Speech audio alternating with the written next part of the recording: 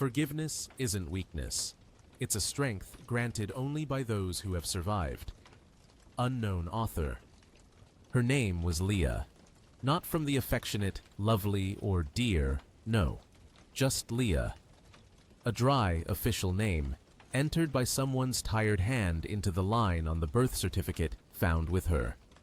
Someone on duty at the hospital, who didn't have time or didn't want to ask who needed her. Whose was she? And no one bothered to rewrite it, clarify, search for traces. Why bother? She was just another child without a past. There was nothing nearby.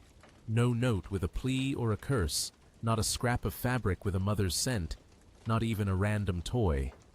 Just a bundle in an institutional swaddling blanket, and eyes. Eyes in which a strange, unchildlike silence had settled from the very beginning. The kind that usually comes to people over years, after long losses, disappointments, resignation. But Leah, she seemed to bring this silence into the world with her, her only baggage. At first, they even held her. Of course, newcomers always get a little pity, spoiled with attention. They smile wider at them, stroke their cheeks a bit more tenderly, as if trying to atone for someone else's guilt. But 2 months passed, maybe 3, and she became just one of them. Part of the system. Such children quickly blend into the background of institutional walls, sleeping on schedule, eating on command, crying when hurt or scared, but rarely screaming. Leah rarely screamed. Why? Who would hear? At the children's home, she was soon nicknamed Convenient. What a terrible word for a child. Convenient. She didn't demand extra attention, didn't fuss, didn't complain about bruises, didn't cling to others' toys with the fury of desperation. She could sit for hours by the window, forehead pressed against the cold glass, and just watch. Watch how another life rushed past beyond the glass. Snowflakes swirling in a slow dance, the wind chasing reddish, dead leaves across the empty yard, birds landing on bare branches. Her eyes always seemed a little sadder than the other children's. And this sadness, this adult silence in them, it unnerved the caregivers. She has such an adult gaze, they whispered behind her back. It shouldn't be like that. It's not right for her age, as if she already knows everything. And what did she know? Maybe that no one would come. When the girls turned 3 or 4, the parade of hope and disappointment began. They would come. Potential parents. They looked, appraisingly, as if choosing not a child, but an object. They felt thin arms, looked into mouths checking teeth, asked them to recite a poem. Some children fell silent shyly, hiding behind the caregiver's skirt.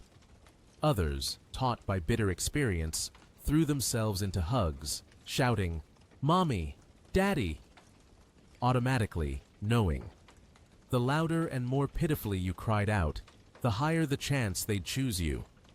But Leah just stood there.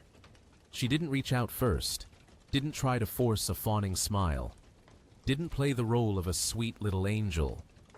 She didn't know how, or didn't want to. Something inside her resisted this fakeness, this humiliating performance. Too withdrawn, the visitors sighed, looking away. "Doesn't smile at all," they whispered to each other. "Kind of cold, distant," and they would leave, having chosen someone else, someone more lively, more warm, more normal. And so her childhood passed, as if sidelined from real life, without school plays with clumsy poems and proud parents in the audience, without photos in gaudy frames on the wall, without fancy hair ribbons bought especially for the adoptive mom to make an impression. Her ribbons were always plain, faded, the ones left over, remnants of others' hopes. She grew up, quietly, unnoticed, without loud scandals or dramatic incidents. At 6, she was already mending holes in her institutional stockings herself and neatly making her bed, soldier style. At 7, she found Dickens in the old library and silently read stories where adults so desperately misunderstood children. Oh, she understood. Understood that gulf all too well. Leah had no friends. Not that she was bullied or teased, no. It was just that other children seemed to instinctively sense something different about her. Not malice, not aggression. Rather, the absence of that inner light that ignites in a child when they are loved, unconditionally, just because. When someone loves you, you glow from within, without even noticing. But she didn't glow. She simply was, existed. In the gray haze of gray, identical days, neither bad nor good, just stretching one after another. One winter, Leah got very sick. A fever near 104 degrees, chills, confused consciousness, nausea. It was cold in the infirmary, smelling of bleach and hopelessness. The caregiver on duty, an elderly, tired woman, sat beside her, holding her hot, dry hand. And suddenly, half delirious, Leah whispered the question that had probably been brewing inside her for years. "If I die, will anyone notice?" The woman was silent for a long time, looking at the girl's pale face. Then she squeezed her hand a little tighter and answered quietly but firmly, "I'll notice, and you'll notice too if you don't stop fighting and get well." And then, for the first time in a very long time, Leah cried. Not sobbing, not loudly, silently. Tears just rolled down her cheeks, hot, salty, as if a dam, holding them back all these years inside, behind the invisible glass of her eyes, had finally burst. After the illness, she changed, became a little harder. Not meaner, no, precisely harder, like tempered steel. She no longer peered out the windows with bated breath when another car pulled into the children's home yard. Didn't listen for footsteps in the hallway. She already knew the script by heart. A couple of polite smiles, scrutinizing glances, awkward whispers between the adults, then a short, polite, "No, she's not suitable." And silence again. Her familiar silence. At 12, she learned not to look people in the eye during the viewings. Why? The decision was already written in them before it was spoken, and she didn't want to see that next rejection before it sounded aloud. It was her way of self-preservation. She almost stopped dreaming. Only sometimes, at night, before drifting into restless sleep, she allowed herself a fleeting moment to imagine. The door to her room opens, someone enters. The face is blurry, but the voice is warm, and says, "I've been looking for you for so long. I'm here. Let's go home." But it wasn't a dream, more like a painkiller, a way to fall asleep for one more night in this world where no one was looking for her. When the time came, she was transferred to a group home for older kids. New walls, new routine, but the same unchanging feeling. You're supposedly here temporarily until graduation, but in reality, you're forever marked by this place. By 16, Leah knew how to make soup from a single onion and a handful of grain. How to put those in their place who tried to invade her personal space or take her last possession. How to say the phrase, "I can handle it," with such icy confidence that no one dared to doubt or offer help. On her own, without anyone's prompting, she decided to study to become a paramedic. Why? Probably because helping others was the only thing that seemed meaningful to her in this world. You weren't saved. No one came for you. But maybe you could save someone. Anyone. And every time she passed the dim mirror in the group home corridor, she caught the reflection of her eyes. Adult, quiet, not broken, no, but stretched to the limit. like a string about to snap. She lived, just lived, as best she could. And deep inside, behind 7 locks, she guarded the one thing they couldn't take from her, a sharp, almost painful ability to feel others' pain. She didn't yet know that very soon, this very ability would become her main tool, her essence, and her destiny. And that pain, that old, almost forgotten pain, would return. But in a different face, in different eyes. Sometimes people came to the children's home, different people, shiny couples holding hands, eyes full of hope and a little fear. Single women with tired tenderness in their gaze, whole families loudly proclaiming their readiness to do a noble deed. Adoption, such a beautiful, promising word, like a magic door to another normal life. Only this door didn't open for everyone. For Leah, it always remained locked. That day was a particularly bitter February. The blizzard wasn't just falling, it was raging. Dry, stinging snow flew almost horizontally, lashing against the windows as if someone were throwing handfuls of tiny ice shards at the glass. Leah stood by the window in the common room, leaning her forehead against the cold, fogged glass. She wasn't waiting for anyone. She'd stopped long ago, just watching the white swirl outside. She no longer believed in miracles, but she couldn't look away. It had become almost a ritual. Checking the horizon, just in case, despite everything. What if today? A caregiver quietly entered the room, placed a hand on her shoulder. Leah, come down to the assembly hall. Here. Potentials. For me? She asked in a colorless voice, not taking her eyes off the snowstorm outside. The question was more rhetorical. They're looking at everyone. Go on, please. Do as you're told. Leah slowly moved away from the window, adjusted the collar of her old, scratchy sweater, glanced fleetingly at the cracked mirror on the wall. Hair, dull, brown, hanging lifelessly. Lips, pale, chapped. She instinctively straightened up, ran a hand over her chest, as if trying to appear taller, more noticeable, more seen. Just this once. A tense silence reigned in the assembly hall. A few younger children already stood in a line, forced, practiced smiles on their faces. Someone nervously fidgeted with the hem of a dress. Someone else whispered a poem to themselves, ready to blurt it out at the first request. Leah took her usual place, in the corner. Not exactly hiding, but not pushing forward either. What for? And then she saw her. The woman who entered. Tall, stately, incredibly well-groomed. An expensive cashmere coat, a perfectly tied silk scarf to match. Large earrings with stones in her ears, sparkling even in the dim light of the old lamps. She moved unhurriedly, with a kind of detached grace, and her gaze was cold, appraising, as if she were choosing not a living person, but expensive antiques, or bathroom tiles.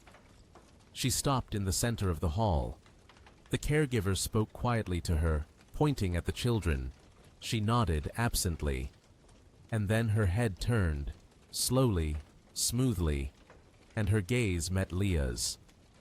It lasted a fraction of a second, one short circuit, but it happened.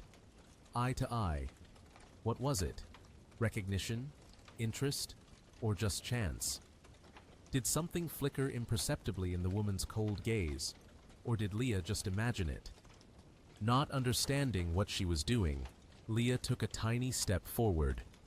Small, almost imperceptible, as if her body itself had jerked towards that gaze, towards the ghostly, impossible hope that suddenly rose inside her like a thin, fragile air bubble. Her hands clenched involuntarily into fists under her sweater. She wanted to say something, to cry out, "Take me! I know how to sew! I can care for the sick! I'll be good!" I... But she didn't manage it, couldn't utter a sound. The woman turned away, just as sharply as she had looked, without a shadow of doubt, without regret, silently. "No, I don't need that one," she said quietly but distinctly, addressing the caregiver. Her voice was even, emotionless. But those words hit Leah harder than any shout. And the woman moved on, to the other children, to those who smiled wider, who seemed more alive, more convenient, more promising. Leah remained standing there, rooted to the spot. The feeling was as if she hadn't just been rejected, she'd been erased, crossed out, cancelled. The air left her lungs all at once. Her shoulders slumped involuntarily. Her heart pounded dully somewhere in her ears, drowning out all other sounds. The caregiver walked past, patted her shoulder, offering a standard. "Don't worry, it just wasn't meant to be." But Leah stood there thinking only one thing. Then what is meant for me? Does it even exist, my fate? My mother? That night, she didn't sleep, didn't touch her dinner, didn't even cry. The tears seemed frozen inside, turned to ice. She just sat on her bed, hugging her knees, staring blankly at the gray wall opposite. This wasn't just another rejection. There had been many. This was something more. It was the final, irrevocable confirmation of her deepest, most terrifying fear. You are not needed. You don't fit any standards. You are a mistake in this world. The next day, she went to the hairdresser at the group home and asked them to cut her hair. Very short, like a boy's, so she wouldn't have to braid it anymore, so she wouldn't wait for someone else to undo it or pat her head. The next day, she signed up for the nursing assistant prep courses run on Saturdays by kind-hearted volunteers from the Gyaire. CDC. The next day, she made herself a silent but firm vow. Never, again, wait for anyone. And she kept that vow. Since then, she truly hadn't waited anymore, hadn't hoped for a miracle, hadn't believed in happy exceptions to the rule. But that woman, she remained in her memory. The sharp profile, the cold glint of the earrings, the scent of expensive perfume mixed with the smell of frost, and that phrase, tossed out so easily, so carelessly, "No, I don't need that one." Leah buried this memory deep inside herself, like a sharp splinter impossible to remove without digging the wound raw. She simply learned to live with it. And ahead of her lay a big, alien city, studies, work to the point of exhaustion, and that very day when all the doors, all the walls, and all the roles would suddenly switch places. The day when the past would return to look her in the eye. Chicago. Met Leah with noise, bustle, and complete indifference. It didn't smell of bleach and sour cabbage like the group home, but another, no less suffocating smell hung in the air. The smell of universal apathy, the cold of loneliness in a crowd, the eternal rush for something elusive. People here didn't look each other in the eye, didn't ask, "How are you?" unless they expected the answer, "Fine." They just walked past, even if you stood in the middle of the sidewalk, looking lost, or dropped your change at the supermarket checkout, trying to scrape together enough for a carton of milk. She enrolled in Ng Community College for the paramedic program, not out of a high calling to save humanity, but more from an inner need. She wanted to help. Those in pain, those scared, those worse off than herself, because she knew all too well, things could be worse. And very often, you were left alone with that worse. Her studies went well, not easily. She had to cram at night, fight exhaustion and constant lack of sleep, but steadily. Leah attacked her studies with the tenacity of someone who had nothing else to rely on but herself. Days, lectures, seminars, practical training. Nights, working part-time as an orderly in a small private clinic on the outskirts of Chicago. Night shifts, the silence of empty corridors, occasional night patients with their pains, fears, fainting spells, anxious calls from relatives. She quickly learned to give injections so you barely felt them, learned not to flinch at the sight of blood or others suffering, and most importantly, learned to maintain her composure. An impenetrable, calm professional face, even when everything inside clenched with pity or disgust. She lived in a student dorm, a room for 3. Her roommates, ordinary girls from intact families, with photos of parents on their nightstands, with expensive phones regularly ringing with calls from caring moms and dads. "Honey, did you eat? Did you have your soup? It got colder outside. Buy yourself some warmer gloves. We sent a little money to your account. Treat yourself to something nice." No one called Leah, except her advisor from college. No one sent anything to her empty bank account. In winter, the heating in the old dorm building worked poorly. The radiators were barely warm. Leah slept without taking off her wool sweater and hat, wrapped herself in 2 thin institutional blankets, put a bottle of hot water at her feet instead of a heating pad. Sometimes, the indifferent moon peered into the icy window, and for a second, it seemed someone was watching her from above. At least, someone. One day, she returned from her shift particularly cold and tired, and found someone else's trendy jacket on her bed. Her roommate, Mary, chirped cheerfully, "Oh, Leah, I washed mine. Can I borrow your old one for a couple of days? You can wear mine for now, it's warm." Leah, touched by the unexpected kindness, agreed. A couple of days later, Mary announced with feigned casualness, "Listen, you can't wear my jacket forever, right? Give it back, please. It's designer, expensive." Leah said nothing. Silently took off the borrowed item, folded it neatly, returned it, and retreated into her usual silence, feeling the cold seep into her bones. Not just from the draft in the hallway. She didn't know how to ask, even when it was very, very cold. In her 3rd year, the first serious setup happened at work. During her practical training in the of the city hospital, the medical chart of an important patient disappeared. An orderly, an older man who had been drinking, afraid of the consequences, blamed it all on her, the trainee, without batting an eye. "I didn't touch those documents," Leah said quietly but firmly to the head nurse. "Of course you didn't touch them," he smirked. "So who did? Did they disappear on their own? From the group home, you say? Well, that figures." She was suspended from practical training for 2 weeks, lost her scholarship stipend for that month, without investigation, without a chance to defend herself. The word of a girl from the system against a staff member. She didn't cry, didn't scream about injustice, just returned to her cold room, finished the last package of cheap grain, and then drank hot water with a pinch of salt for 2 days, just to trick her hungry stomach and not faint during lectures. In her 4th year, another roommate died practically in her arms, an overdose of sleeping pills after a heartbreak. Leah found her unconscious, called 911, performed CPR until the paramedics arrived, desperately trying to restart her breathing. Her fingers trembled for a whole day afterward, refusing to obey. But they couldn't save the girl. That night, Leah didn't sleep again.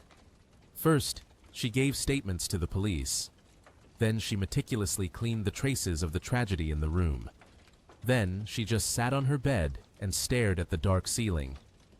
And suddenly, with icy clarity, she realized she didn't feel anything anymore. Nothing at all. No fear of poverty or hunger. No terror of loneliness. Not even a tremor in the face of death. She had burned out. Not burned brightly, with flames and smoke, but precisely burned out, quietly, imperceptibly, from the inside, as if to ashes, without a sound, without tears, just emptiness, a cold, ringing emptiness where her soul should be. The spring evening turned out surprisingly warm, almost like summer. The asphalt underfoot still held the day's warmth. The tall city sky darkened slowly, reluctantly, painted in soft lilac and pink tones. Leah was returning from another shift, a late one at that same private clinic where she was valued for her diligence and silence. Tired, a little sleepy, her standard medic bag on her shoulder, containing everything needed for first aid. At the nearest major intersection, a serious traffic jam had formed. Cars honked impatiently, curses flew from open windows. A thick, nauseating smell of burnt rubber and exhaust fumes hung in the air. Leah quickened her pace, trying to get past this unpleasant spot faster, when just around the corner, a deafening crash rang out. Sharp, loud, the sound of crumpling metal. Then, the tinkle of shattering glass, and a sudden, stunning silence afterward. She didn't hesitate for a second. The paramedic instinct kicked in faster than thought. She bolted forward towards the sound. Around the corner, a terrible scene unfolded. A mangled sedan had smashed full speed into a massive lamppost. The driver's door was horribly buckled inward, the windshield spiderwebbed with fine cracks. Thin gray smoke curled from under the hood. A crowd of onlookers was already gathering. Someone gasped in fear. Someone else efficiently called 911 and the police. Someone was already pulling out a smartphone to film the shocking video. But no one dared approach the wrecked car. Fear? Confusion? Leah rushed to the driver's door. Through the cracks in the glass, she saw the silhouette of a woman behind the wheel. She was alive. Her head lolled limply, her chest rose heavily, intermittently. The woman tried to get out, tugging at the door handle from inside, but the jammed metal wouldn't budge. Stay calm. Please don't move. I'll help you. Leah was already pulling on medical gloves from her bag. Her voice was steady, professional. The automatism of practiced actions, her only armor in such moments. She took a special seatbelt cutter from her bag, sliced through the seatbelt that could have been choking the victim with one motion, tried to yank open the mangled door, failed. Fortunately, a man in the crowd finally snapped out of it, ran over, and helped her. With a loud screech, the door gave way. They carefully pulled the woman out of the car, supporting her head and neck. Leah knelt beside her on the asphalt, took her cold, clammy hand, spoke in a low, soothing voice so she wouldn't lose consciousness from shock and pain. And then their eyes met. For one infinitely long second, Leah froze, feeling a chill run down her spine. It was her, the same woman, from her past, from that terrible day in the children's home. The earrings, the same ones, sparkling stones, facial features, the same, only touched by time and suffering. Lips, the same, but now pale and trembling. Only the eyes were different. Not cold and appraising, but full of genuine terror, pain, confusion, alive, frightened, human. They looked at each other, for an eternity compressed into a single moment, as if time around them had stopped, frozen, leaving them alone in this strange circle of light from flashing headlights and streetlights. The woman didn't speak, breathed heavily, raggedly, but she looked directly into Leah's eyes, and in her gaze, something else flickered besides pain and fear, some vague recognition, a memory trying to break through the haze of shock, as if something long forgotten, buried under layers of years and self-deception, was slowly awakening within her. "Oh, you... she whispered barely audibly, struggling to focus her gaze. Have Have we met somewhere before? Leah didn't answer the question, just squeezed her weakening hand a little tighter, more confidently, and said calmly, almost casually, "That doesn't matter right now. It doesn't matter at all. The important thing is, you're alive. Breathe deeply. The ambulance is on its way." She quickly assessed the victim, applied a sterile dressing to a bleeding cut on her forehead, supported her head until the ambulance crew arrived. As the paramedics carefully placed the woman on the stretcher, she didn't take her eyes off Leah, and her gaze now held something new, complex, a mixture of fear, bewilderment, and something very much like guilt and pain, but no longer physical, rather that other, deeper kind that lives under the skin for years, poisoning life. "What? What's your name?" she managed to ask in a quiet, broken voice as the ambulance doors were closing. Leah gave a barely perceptible smile, calmly, without a trace of malice or resentment, replied almost softly, "Just Leah," and closed the door herself.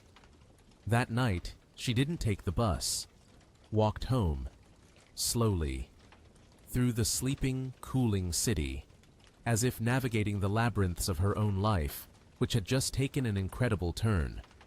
Her soul no longer beat dully against the wall of old resentments.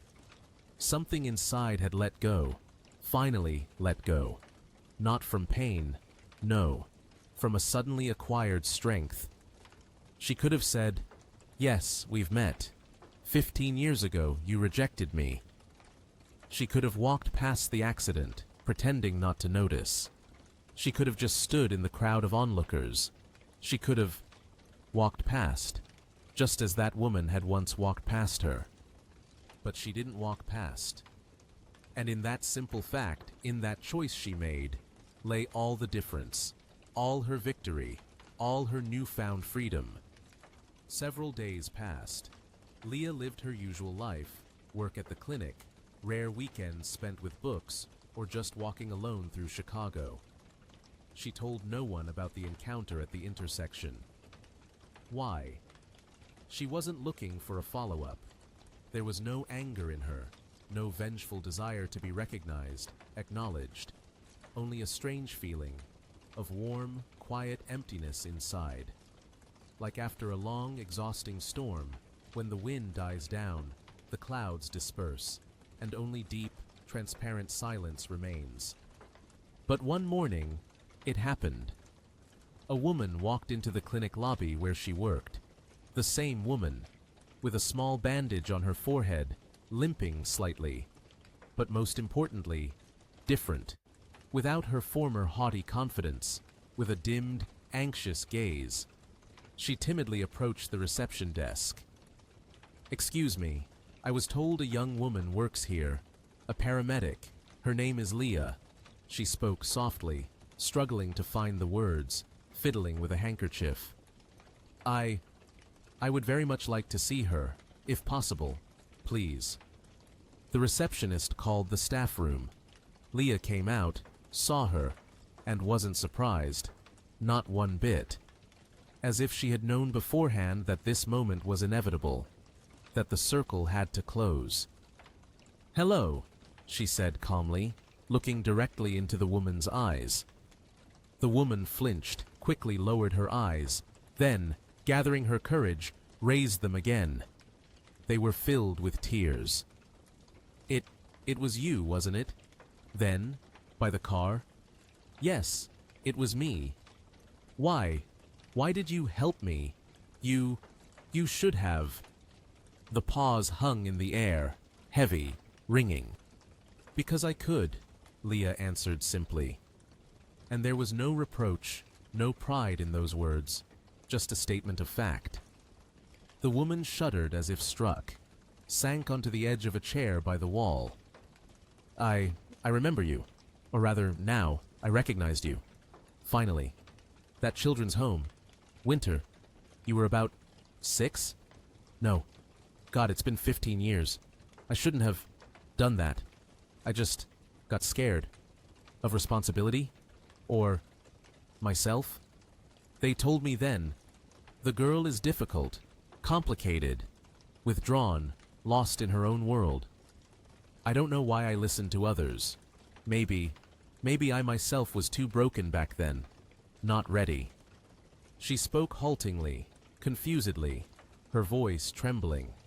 She crumpled the handkerchief in her hands, then helplessly smoothed it on her lap. I wanted to come back later, truly, after a few months, but I didn't dare. Time passed, and then I just felt ashamed. So ashamed. Too ashamed to look you in the eye, even if I had found you. Leah was silent, just listened, didn't interrupt, didn't judge. She already knew all this, felt it. The woman continued as if confessing. All these years, I often dreamed of your gaze, that specific one, there, in the assembly hall, how you stood in the corner, and seemed to reach out to me, silently. And then, that evening, the accident, the impact, darkness, and again, you, your voice, your hands. It's like everything came full circle, as if fate gave me a second chance. No, not a chance. A lesson. She raised tear-filled eyes to Leah. You remember me, don't you, that day? Yes, Leah nodded calmly. I remember. The woman exhaled with difficulty, as if releasing something heavy that had weighed on her for years. I regret it so much, regretted it every day. It gnaws at me from the inside. And I don't even know what to say to you now. I'm not asking you to forgive me. That would be too audacious. I just wanted to find you and say, thank you. Thank you for saving me, despite everything. They sat in silence for several minutes. It was quiet in the small reception area. Only the steady hum of the old air conditioner above the door and the dripping of a faucet in the treatment room could be heard. And suddenly Leah spoke, quietly but very distinctly. You know, my whole life I thought you were the person who broke something important in me. That day. But now I understand. You turned out to be the person who unintentionally helped me realize who I really am, how strong I am. So, thank you. To you. The woman covered her face with her hands and wept, not hysterically, not loudly, silently, bitterly, the way those who have carried an unbearable burden of guilt and shame for too long cry. You would make a wonderful mother, she whispered through her tears when she had calmed down a little. I can see that. Just probably not to me. I didn't deserve it. Leah smiled faintly again, the smile of someone who had found peace, replied quietly, I grew up anyway, and you know, maybe everything turned out exactly as it was supposed to. Everything is right. They parted at the clinic doors, without hugs, without extra words, without promises to meet again. Sometimes, just one such conversation is enough for healing. One such meeting across the years. Spring really was unusually early and warm that year. March no longer seemed gray and dreary. Outside the clinic windows, buds swelled and burst on the trees, and on the windowsill in the staff room, a colleague had placed a touching purple hyacinth in a tin coffee can, its delicate fragrance mixing with the familiar smell of medicine. Leah arrived for her shifts on time, without her former hurried desperation, drank mint tea in the mornings from her favorite mug, knew the names and medical histories of almost all the patients in the ward, even if they didn't always remember her name. Everything proceeded as usual, calmly, evenly. The woman didn't reappear in her life, didn't call, didn't write, didn't seek meetings, and Leah knew that was right. For both of them. Everything that needed to be said and done had already happened. The story was complete. One evening, after her shift, Leah was walking home. Unhurriedly. Without the heavy medic bag on her shoulder, she'd left it at work. In her hands, she carried a small, soft blanket. She'd bought it as a gift for a lonely elderly woman in their inpatient unit who was always cold. A light spring breeze blew in her face, ruffling her short hair. It smelled of melting snow, damp earth, and something else. Elusive, promising. And she suddenly realized with absolute clarity, for the first time in all these long years, she wasn't afraid of the future, wasn't expecting a trick or a blow from life, and no longer waited for warmth from other people, because now she had it inside herself, her own, reliable, unquenchable. She happened to walk past the window of a children's store. Bright dresses, funny toys, tiny shoes. She stopped for a moment, looked, and didn't feel the familiar pain or longing, only a light, bright sadness, and a quiet smile on her lips. Then she walked on, to her small rented apartment in Chicago, to her new, calm life. At home, in the back drawer of an old dresser, she kept a yellowed scrap of notebook paper, a memory from that other, children's home world. On it, in her own uneven childhood handwriting, were just 3 words. I am good anyway. Leah had written it long ago, at 9 or 10, after another rejection, hiding from everyone in an empty storage closet. And for some reason, she had kept that piece of paper her whole life. Now, rereading those words, she understood them completely differently, not as childish defiance or a desperate attempt at self-conviction, but as a simple, indisputable fact, a statement of her essence, her truth.